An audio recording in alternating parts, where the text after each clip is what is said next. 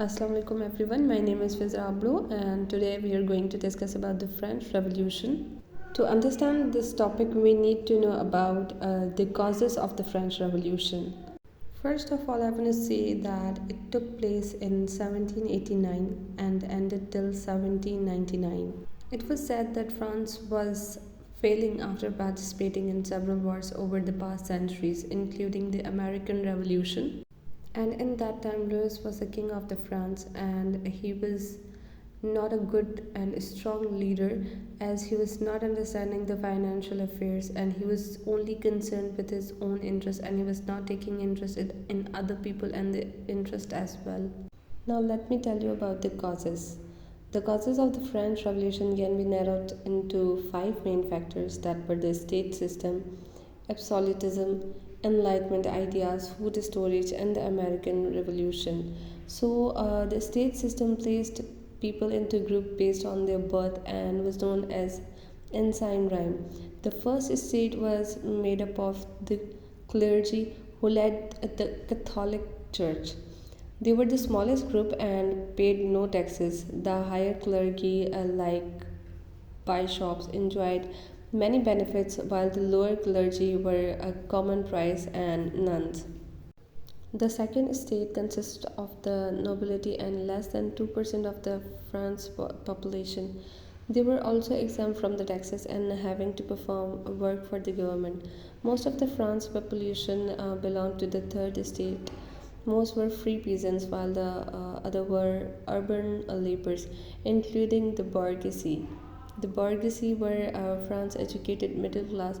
They, like the rest of the third estate, resented having to pay taxes to support the other estates and having little say in government. To further fuel the anger of the French population, King Louis had a never absolute power over his subjects. A practice is also known as the absolutism. So, Louis was convinced that his estate came from the God, and that gave him the right to maintain the highest level of power in the country. And it was quite common for the Louis to ensure that the people in the highest tiers for this society were taken care of, and that they had adequate amounts of food. Conversely, the bottom tiers of the society were often left starving. So the food storage wrecked the country, and there was a low supply of bread due to poor harvest. Thus, as the demand for bread was increased, so did the price of bread. And since it was so hard to come by, this in turn increased tension and anger among the third estate.